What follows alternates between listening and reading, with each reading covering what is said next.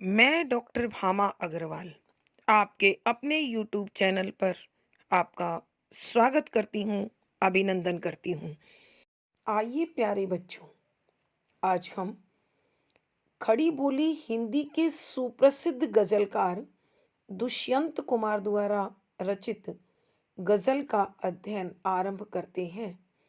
यह गजल उनके काव्य संग्रह साय में धूप से ली गई है। यहाँ कवि जिस मुख्य विषय पर अपने आप को केंद्रित किए हुए हैं और जन जन को जागरूक करना चाहते हैं, वो विषय है देश की आंतरिक स्थिति बिगड़ी हुई है और हर तरफ मुसीबतें दिखाई दे रही हैं और साथ ही साथ बाहरी शक्तियों का भी डर बना हुआ है। कवि कहते हैं, जब तक हम अपनी आंतरिक स्थितियों को ठीक नहीं करते हैं, तब तक हमें बाहर से युद्ध या बाहरी शक्तियों से टकराने की कोशिश नहीं करनी चाहिए, क्योंकि जब हम मजबूत होंगे तभी बाहरी शक्तियों से संघर्ष कर पाएंगे। यहाँ साथ ही कवि बताना चाहते हैं कि देश की आंतरिक स्थिति को पूंजीपति और नेताओं ने खोखला कर दिया है। जनता उनके हाथों का खिलौना बनकर रह गई है और अब वो इस शोषण और अत्याचार के बाद उदासी से घिर चुके हैं, आलसी हो गए हैं।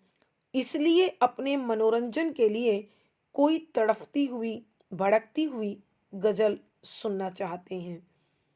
कवि निराशा में भी आशा का स्वर खोजते हुए कहते हैं कि लोगों का व्यक्तिगत जीवन आज भी संघर्ष के साथ शांत बना हुआ है। यहाँ कवि अंत में कहते हैं कि हम तुम्हारे घर के कालीन किसी और दिन देखने आएंगे, क्योंकि आज हमारे पांव कीचड़ से सने हुए हैं। अर्थात कवि कहते हैं, जब तक हम संकट से घिरे हैं, हम मुसीबत में फंसे हुए हैं, तब तक हमें किसी की खुशहाली पर बधाई देने का हमें कोई हक नहीं है। यहाँ कवि इन्हीं भावों के साथ रचे गजल के पदों में, शेरों में कहते हैं कि पद संख्या 1। इस नदी की धार में ठंडी हवा आती तो है, नाव जर्जर ही सही लहरों से टकराती तो है। प्रसंग। प्रस्तुत पद हमारी हिंदी की पाठ्य पुस्तक 8 अर्वाचीन कवि में संकलित सुप्रसिद्ध गजलकार दुष्यंत कुमार द्वारा रचित गजल से लिया गया है। यह पद अथवा शेर उनके गजल संग्रह साय में धूप का अंश है। संदर्भ।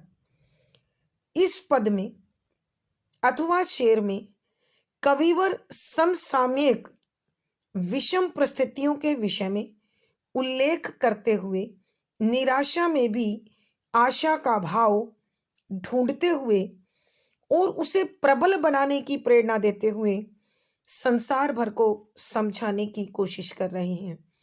जैसा कि हम जानते हैं कि वर्तमान समय कुछ इस प्रकार का हो गया है कि शक्तिशाली वर्ग, संपन्न वर्ग, पूंजीपति वर्ग, सत्ताधारी वर्ग, शोषित व्यक्ति अर्थात दीनहीन गरीब लाचार का निरंतर शोषण करता रहता है और शोषित व्यक्ति अपने हृदय में अथाह पीड़ा समेटे हुए लगातार अपनी जिजीविषा को सुरक्षित रखते हुए जीवन जीता चला जाता है, लेकिन उसके हृदय में यह टीस, यह पीड़ा हमेशा उसे कचोटती रहती है कि वह इस प्रकार शोषण का अंग क्यों बना हुआ है। आखिरकार हारकर उसे भाग्य का लेखा मान लेता है और जो स्थिति है उसी के साथ संघर्ष करता हुआ जीवन यापन करता चलता है। समाज के उस वर्ग को समझाना चाहते हैं जो प्रेरणा का कार्य करता है। अतः वो प्रेरित करने वाली रचनाओं की प्रेरणा देते हुए लिखते हैं कि इस नदी की धार में ठंडी हवा आती तो है। व्याख्या: शब्दों के अर्थ आवश्यकता के अनुसार। इस अर्थात संसार रूपी नदी संसार को नदी का रूपक दिया है। धार धारा अर्थात जीवन शैली, जीवन की परिपाटी, जीवन की रूढ़ी। ठंडी हवा शांति, यानी कहीं न कहीं संतोष का भाव है।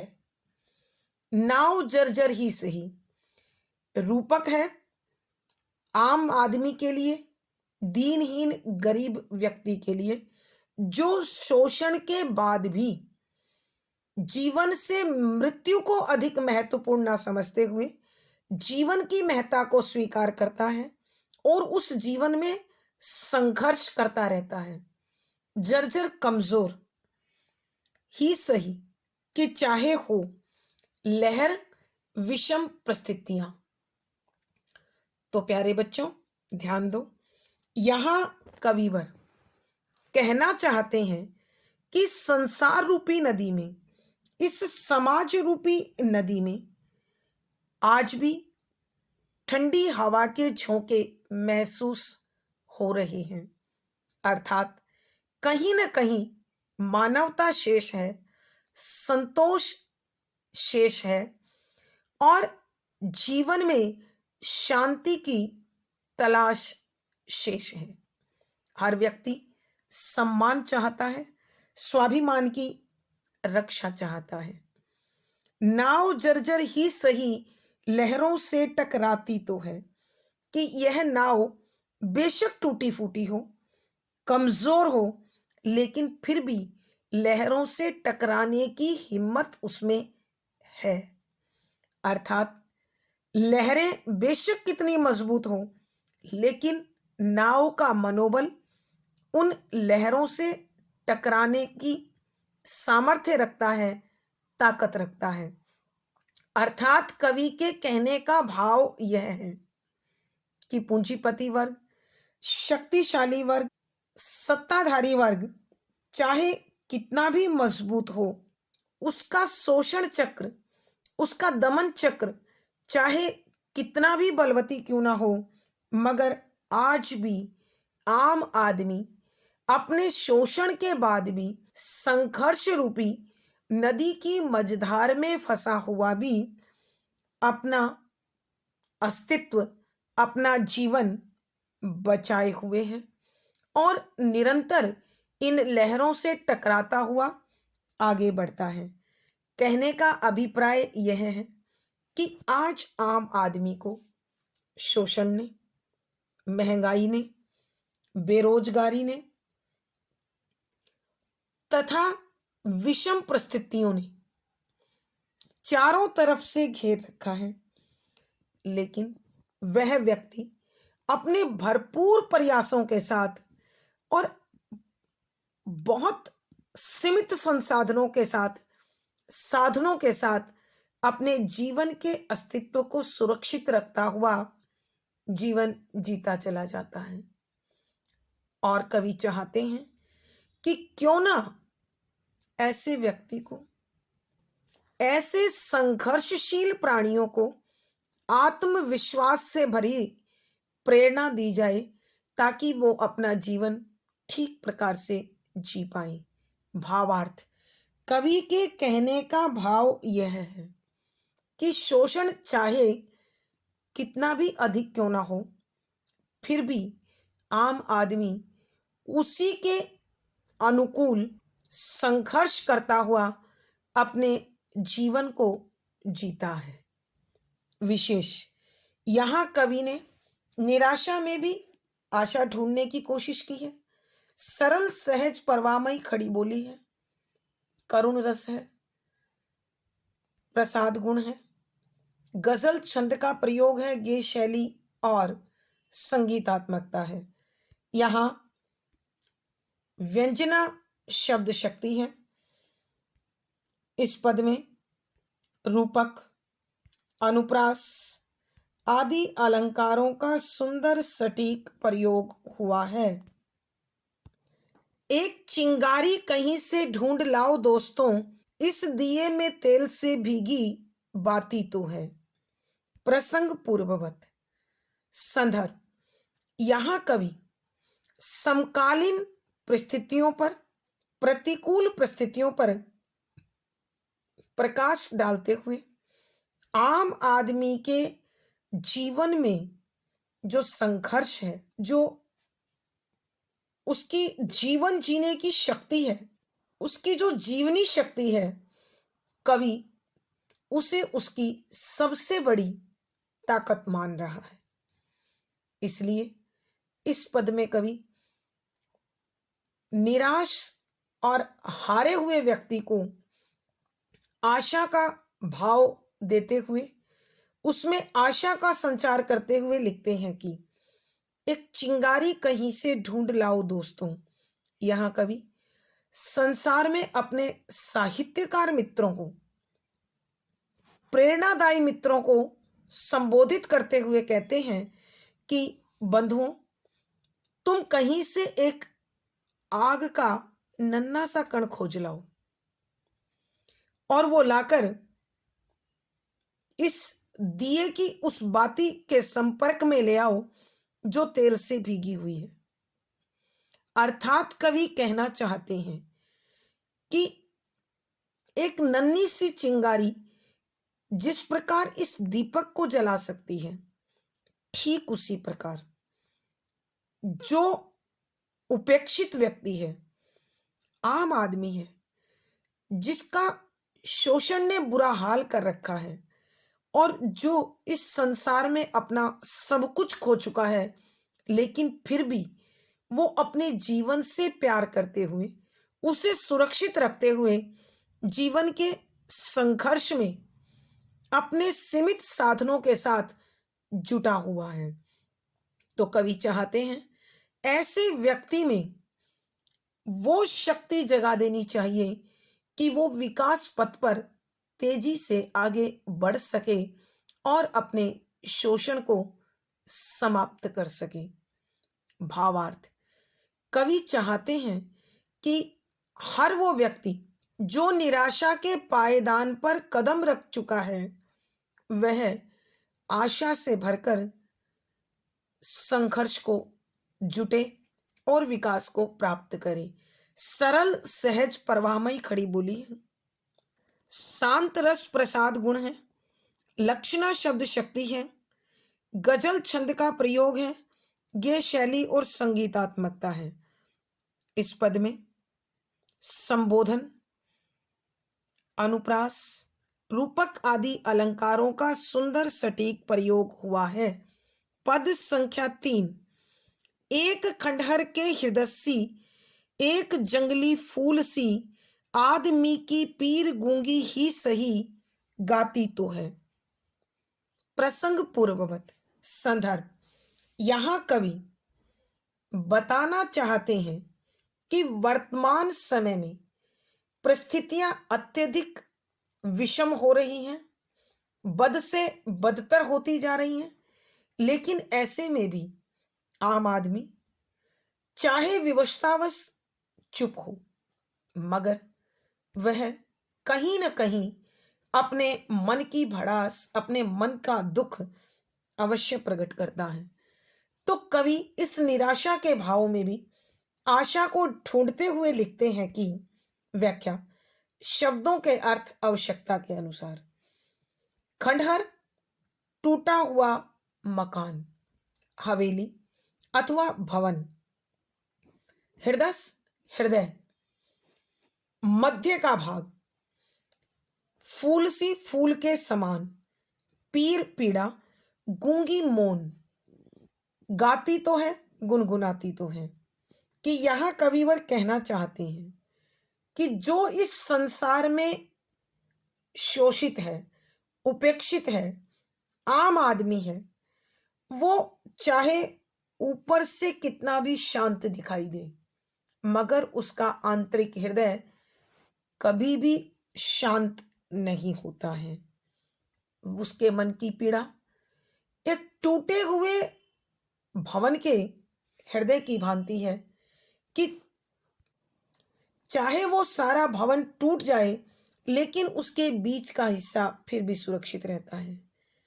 जंगली फूल सी, अर्थात जंगल में खिलने वाला फूल अपना रंग और अपनी महक अपने अंदर समेटे हुए होता है, लेकिन उसका कोई बागवान नहीं होता है। ठीक उसी प्रकार आम व्यक्ति भी अपने हृदय में बहुत अधिक दर्द समेटे हुए है। वह उसे अपने कार्यों में झलकने नहीं देता है, व्यवहार में झलकने नहीं देता है। यहाँ कवि यही बताना चाहते हैं, जिस प्रकार जंगल में खिलने वाले फूल का सौंदर्य किसी नजर के द्वारा, कवि कहना चाहते हैं कि जिस प्रकार जंगली फूल का सौंदर्य और उसकी महक का गुणगान किसी के द्वारा नहीं किया जाता, किसी का भी ध्यान उस सुंदरता की ओर नहीं जाता, ठीक उसी प्रकार आम आदमी की पीड़ा को कोई अन्य नहीं समझता है। लेकिन फिर भी वह कितना भी मौन रहे, शांत रहे, लेकिन उसके हृदय की जो उथल पुथल है वो यदा कदा देखने को अवश्य मिल जाती है। उसका कभी न कभी स्वर जरूर सुनाई देता है।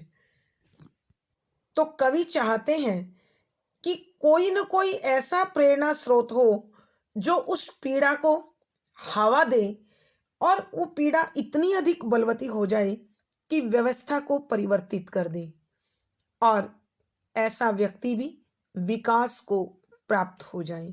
भावार्थ, कवि के कहने का भाव यह है कि जो आम आदमी अपने अंतर मन में दर्द समेटे हुए हैं, वह दर्द उसकी शक्ति बन जाए, ऐसी प्रेरणा देने की आवश्यकता है। विशेष यहाँ कवि आम व्यक्ति को आशा का भाव देना चाहते हैं, जगाना चाहते हैं। सरल सहज परवाहमयी खड़ी बोली है, शांत रस है, प्रसाद गुण है, लक्षणा शब्द शक्ति है, गजल छंद का प्रयोग है, ये शैली और संगीतात्मकता बनी हुई है। यहाँ अनुप्रास, उपमा, विरोधाभास आदि अलंकारों का सुंदर सटीक प्रयोग है। पद संख्या 4। एक चादर सांझ ने सारे नगर पर डाल दी, यह अंधेरे की सड़क उस भोर तक जाती तो है। प्रसंग पूर्ववत। संदर्भ, यहाँ कवि ने वर्तमान दौर की विषम परिस्थितियों को उजागर किया है और उन्होंने यह बताने की कोशिश की है कि इस समय जो शोषित, दलित, पीड़ित और सर्वहारा वर्ग है, वो अपने लाख कष्टों के बाद भी जीवन नहीं त्यागता और हर कल के लिए नई शक्ति के साथ संघर्ष करता रहता है। तो कवि इसी भाव को उजागर करते हुए लिखते हैं कि व्याख्या, शब्दों के अर्थ आवश्यकता के अनुसार। सांझ शाम, अंधेरा अंधकार, सड़क रास्ता, भोर सवेरा रोशनी। यहाँ कविवर बताना चाहते हैं कि शाम अपना अंधेरा लेकर आई और उसने इस अंधकार में पूरे नगर को समेट लिया। ठीक उसी प्रकार जैसे किसी ने किसी वस्तु पर चादर डालकर उसे ढक दिया हो, ठीक उसी प्रकार सांझ ने भी पूरे नगर को अपनी आगोश में अपने अंधकार से ढक दिया। वह अंधेरे की सड़क उस भोर तक जाती तो है कि यह अंधेरे वाली सड़क आखिरकार रात गुजरने के बाद सुबह से जरूर मिलेगी। यहाँ कवि बताना चाहते हैं कि जिस प्रकार रात का बीतना सुबह लेकर आता है, उजाला लेकर आता है, ठीक उसी प्रकार जो आम आदमी आज शोषित है, पीड़ित है, दलित है, हारा हुआ है, उसके मन में भी शोषण से मुक्ति की संभावनाएं, इच्छाएं बनी हुई है। यहाँ कवि यही बताना चाहते हैं कि यदि सब शोषित व्यक्ति एकता के सूत्र में बंध जाएं, एकता को धारण कर लें और मिलकर संघर्ष करें, तो निश्चित रूप से उन्हें इस शोषण से, इस पीड़ा से मुक्ति अवश्य प्राप्त हो जाएगी। आइए बच्चों, हम एक बार फिर इस पद की व्याख्या करते हैं। यहाँ कविवर कहना चाहते हैं कि जिस प्रकार ढलती हुई शाम अपने साथ अंधकार लेकर आती है और देखते ही देखते सारे नगर को इस अंधकार से ढक देती है, और यह अंधेरा रात में और आखिरकार अंधकार बीतकर सुहानी भोर में बदल जाता है, ठीक उसी प्रकार वर्तमान दौर में जो आम व्यक्ति शोषण का और पीड़ा का शिकार है, उसके मन में कहीं न कहीं ये संभावनाएं बनी रहती है, एक दिन उन्हें अवश्य इस शोषण से मुक्ति प्राप्त हो जाएगी। तो कवि का संदेश है कि यदि सब पीड़ित, शोषित, दलित, सर्वहारा वर्ग एकता के सूत्र में बंधकर एकजुट होकर प्रयास करेंगे, तो निश्चित रूप से शोषक संभलेगा और शोषितों को शोषण से मुक्ति प्राप्त हो जाएगी। भावार्थ: कवि के कहने का भाव है कि रात कितनी भी गहरी क्यों ना हो, वह आखिर सुबह में अवश्य बदलती है। तो शोषण चक्र चाहे कितना भी मजबूत हो, आखिरकार उसे एक दिन टूटना ही पड़ता है। विशेष यहाँ कवि ने आशावादी भावों का प्रचार प्रसार किया है। सरल, सहज, परवाहमयी खड़ी बोली का प्रयोग है। लक्षणा शब्द शक्ति है। शांत रस प्रसाद गुण है। गजल छंद का प्रयोग है। गेय शैली और संगीतात्मकता बनी हुई है। यहाँ मानवीकरण अलंकार, अनुप्रास और संदेश आदि अलंकारों का सुंदर सटीक प्रयोग हुआ है। पद संख्या 5। निर्वचन मैदान में लेटी हुई है जो नदी, पत्थरों से ओट में जा जा के बतियाती तो है। प्रसंग पूर्ववत। संदर्भ: यहाँ कवि ने वर्तमान समय की प्रतिकूल परिस्थितियों को उजागर करते हुए शोषितों के मन की पीड़ा का बड़ा मार्मिक चित्रण किया है कि शोषण का शिकार व्यक्ति अथवा आम आदमी निसंदेह अपनी लाचारी में, विवशता में चुप रहता है, लेकिन जैसे ही उसे अवसर प्राप्त होता है, वह अवश्य अपनी पीड़ा को, अपने कष्ट को अपने चहेतों के साथ, शुभचिंतकों के साथ, संवेदनशील प्राणियों के साथ बांटते हैं और इस दर्द से निजात पाना चाहते हैं। तो इसी प्रकार के भावों को स्पष्ट करते हुए कविवर लिखते हैं कि व्याख्या: शब्दों के अर्थ आवश्यकता के अनुसार निर्वचन, मौन, चुप, वचन से रहित। मैदान, समतल मैदान में लेटी हुई, फैली हुई। ओट, पर्दे में, आड़ में बतियाती है, बात करती है। यहाँ कविवर कहना चाहते हैं कि मैदानी भाग में नदी का बहाव बहुत शांत हो जाता है।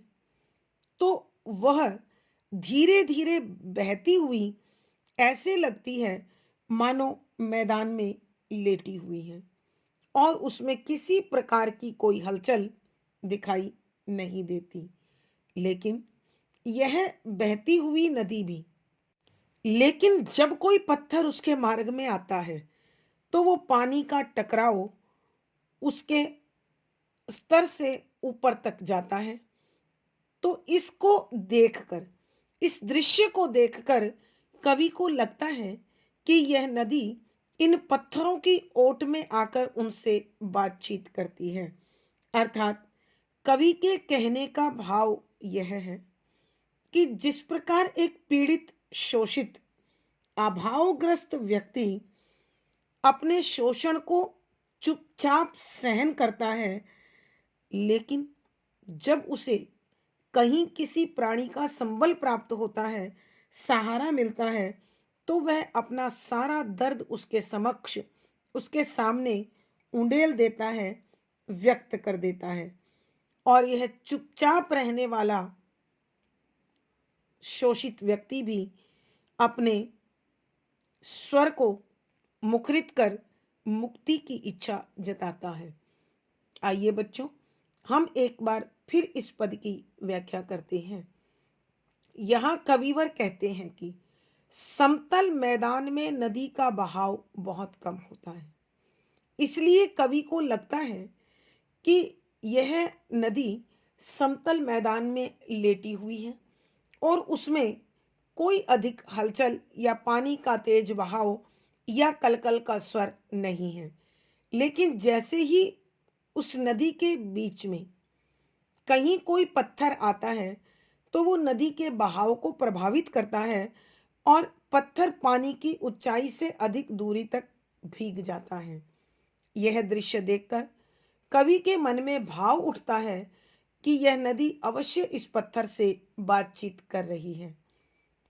इस तथ्य के माध्यम से कवि आम आदमी के दर्द और दर्द को प्रकट करने के भाव का भावपूर्ण वर्णन करते हुए कहते हैं कि शोषण से पीड़ित, अभावग्रस्त व्यक्ति चुपचाप अपने शोषण को सहन करता है, लेकिन जैसे ही उसे कोई सहारा दिखता है, अपना दिखता है, तो वो अपनी सारी व्यथा, अपने हृदय के दर्द को उसके सामने प्रकट कर देता है और इस पीड़ा से मुक्ति की, हमेशा के लिए इस दर्द से मुक्ति की कामना करता है।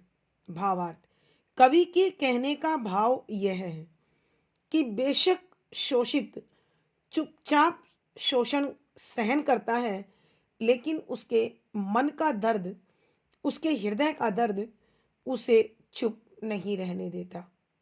विशेष यहाँ कवि ने मनोवैज्ञानिक रूप से यह प्रकट करने की कोशिश की है कि जब जब किसी को सहारा मिलता है वह अपने दर्द से मुक्त होना चाहता है और उससे अपनी सारी पीड़ा बांट लेता है।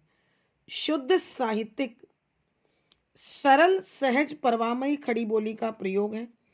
लक्षणा शब्द शक्ति है, शांत रस प्रसाद गुण है, गजल छंद का प्रयोग है, गेय शैली और संगीतात्मकता बनी हुई है।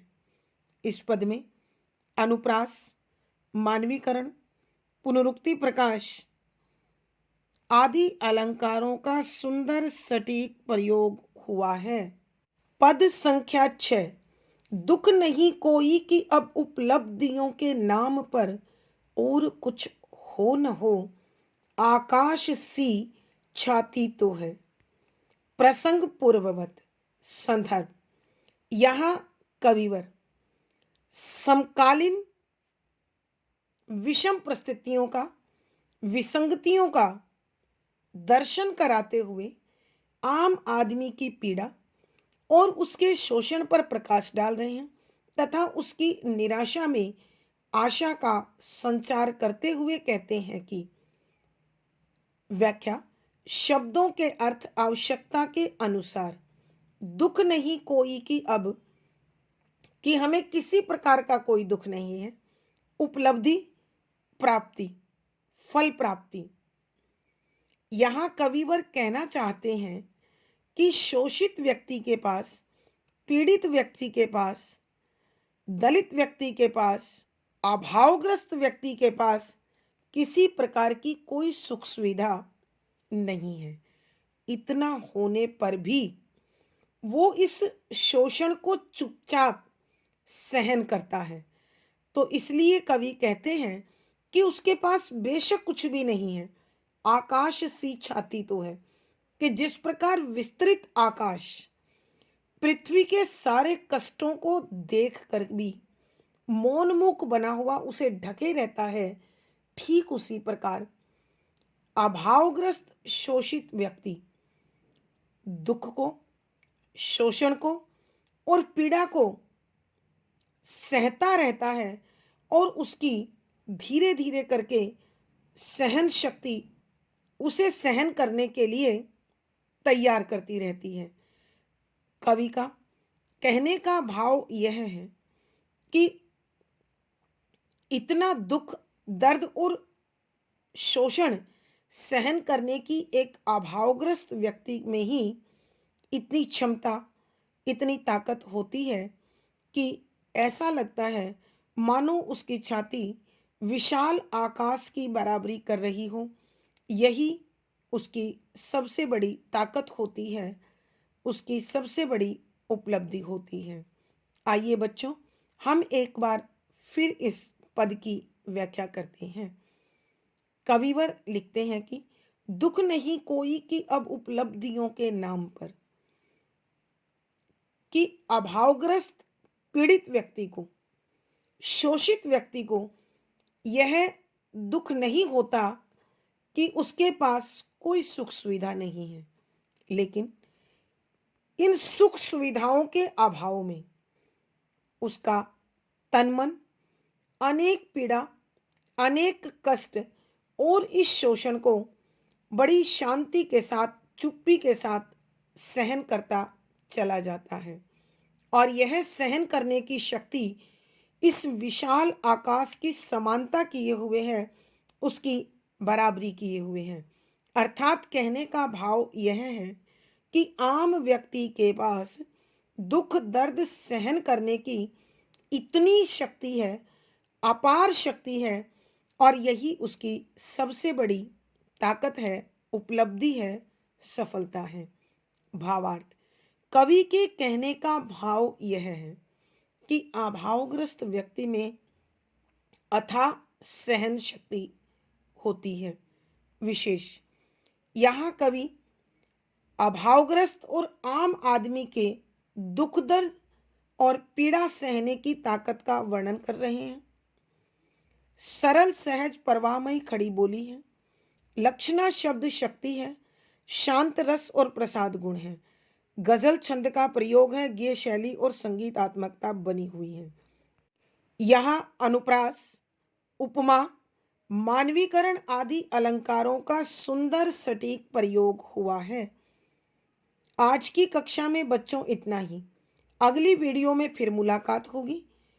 आशा है पढ़ा गया विषय आपको समझ आ रहा होगा। अपने विचार व भाव कमेंट बॉक्स में लिखें। वीडियो को लाइक करें, शेयर करें और चैनल सब्सक्राइब करें। आपका दिन और जीवन मंगलमय हो, इसी शुभकामना के साथ आभार, धन्यवाद।